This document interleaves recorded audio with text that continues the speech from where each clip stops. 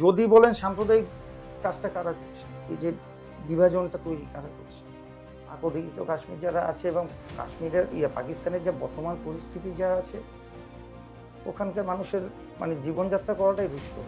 একটা 30% ভোটের জন্য একটা সম্প্রদায়কে উনি ওনার মতো করে হয়তো বাহ্যিকভাবে দেখা যাচ্ছে উনি খুব এদের প্রতি প্রীতি আছেন, উনি এদের নিয়ে খুব ভাবিত, কিন্তু বাস্তবে দেখুন পাকিস্তানে পাক অধিকৃত যে কাশ্মীর, সেখানে গৃহযুদ্ধ লেগেছে। আমার একটাই প্রশ্ন, পশ্চিমবঙ্গের যে অবস্থা, এই মানুষ না খেতে পেয়ে, চাকরি না পেয়ে, মানুষরা কি, পশ্চিমবঙ্গের মানুষরাও কি খুব তাড়াতাড়ি গৃহযুদ্ধ করতে পারে এমন কোনো সম্ভাবনা আছে? গৃহযুদ্ধ হবে কিনা এটা অনেকটা নির্ভর করছে আমাদের শাসক দলের উপর।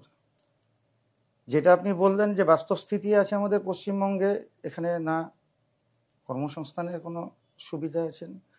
একটা শাসক দল প্রায় 14 বছরের বেশি সময় ধরে আমাদের এখানে তারা ক্ষমতায় আছেন, কিন্তু আপনি একেবারে সরাসরিভাবে একবার মন থেকে আপনি বলতে পারবেন না যে তৃণমূল কংগ্রেসের কোনো নেতা বলতে পারবে না এই 14 বছরে কোনো শিল্প আমাদের এই পশ্চিমবঙ্গে এসছে, নতুন কোনো শিল্প আসেনি।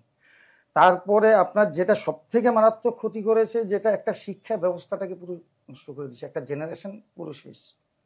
যেখানে শিক্ষকদের স্কুলে পড়ানো, যাদের স্কুলে পড়ানোর কথা, তারা বসে দিনের পর বছরের পর বছর ধরে তারা ধর্নায় বসে আছেন। চাকরি চলে গেছে 26,000, যোগ্য অযোগ্য নির্ধারণ করতে পারেনি। কেন পারেনি এটা সবাই জানে।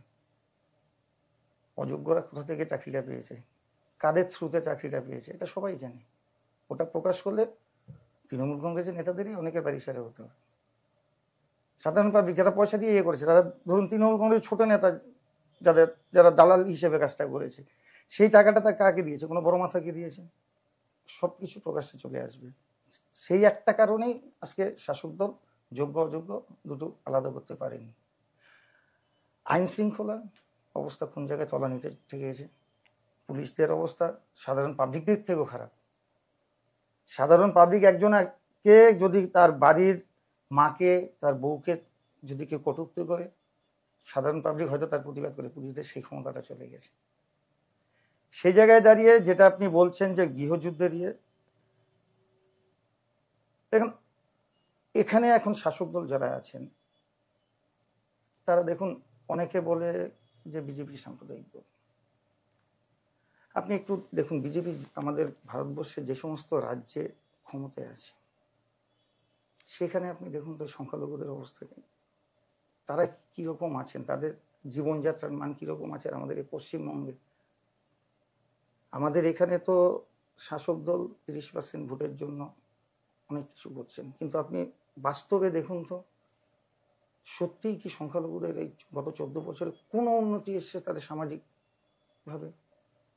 তারা আরো বেশি পিছিয়ে পড়ছে সমাজের মধ্যে। দেখুন, যদি বলেন সাম্প্রদায়িক কাজটা কারা করছে, এই যে বিভাজনটা তৈরি কারা করছে, একটা 30% ভোটের জন্য একটা সম্প্রদায়কে উনি ওনার মতো করে হয়তো বাহ্যিকভাবে দেখা যাচ্ছে উনি খুব এদের প্রতি প্রীতি আছেন, উনি এদের নিয়ে খুব ভাবিত, কিন্তু বাস্তবে দেখুন এদের সামাজিক জীবনে কোনো রকম কোনো উন্নতি আসেনি।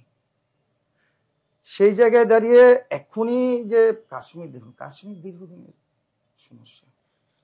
পাক অধিকৃত কাশ্মীর যারা আছে এবং কাশ্মীরের পাকিস্তানের যে বর্তমান পরিস্থিতি যা আছে, ওখানকার মানুষের জীবনযাত্রা করাটাই দুষ্কর। সেখানে দাঁড়িয়ে হয়তো তারা এখন করছে যে ভারতের সাথে যদি আবার আসতে পারে, সেই কারণে হয়তো ওখানকার কিন্তু পশ্চিমবঙ্গে এখনই ওরকম পরিস্থিতি মনে হয় না আসে। এত কিছু হওয়ার কিন্তু সেদিকে যাওয়ার মতোই পরিস্থিতি তৈরি হচ্ছে। ওটাই বলছি, পরিস্থিতি সেদিকে যাওয়ার মতোই তৈরি হচ্ছে, কারণ সেই রকমই একটা বাতাবরণ তৈরি করার চেষ্টা করা হচ্ছে। মানুষ আর কতদিনই বা থাকবে এরকম এই পরিস্থিতিতে? একটা না একটা সময় তো তারা ঘুরে দাঁড়াবেই। একদম, সেটা তো মানুষকে দাঁড়াতে হবে। দেখুন, যে জিনিসটা এই যে এরা যেটা 30%, যেটা দেখুন দিদির আমাদের মাননীয় মুখ্যমন্ত্রী, সবার মুখ্যমন্ত্রী, সেখানে দাঁড়িয়ে ওরা এটা কোট আনকোট ওনাদের মুখের ভাষায় যে একটা সম্প্রদায়কে দুধের গাই, যে গরু দুধ দেয় তাকে তার লাথি খাওয়া যায়। এটা কি ওই সম্প্রদায়টাকে খুব সাপোর্ট করা হলো? একটু তীক্ষ্ণভাবে যদি দেখা যায়।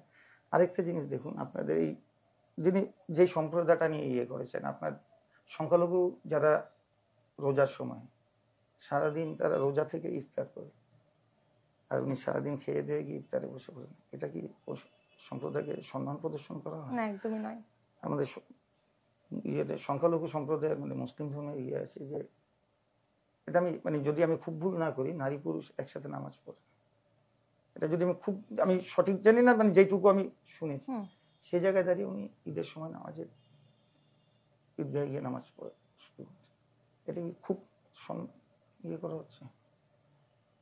পুরোটাই উনি একটা মানে ওই যে বেলুন ফানুস ইয়ে তৈরি করেছেন শুধুমাত্র ভোট ব্যাংকের, মানে সংখ্যালঘু সম্প্রদায়টাকে ওয়েস্ট বেঙ্গলে একেবারে পুরো ভোট ব্যাংক হিসেবে ব্যবহার করছেন।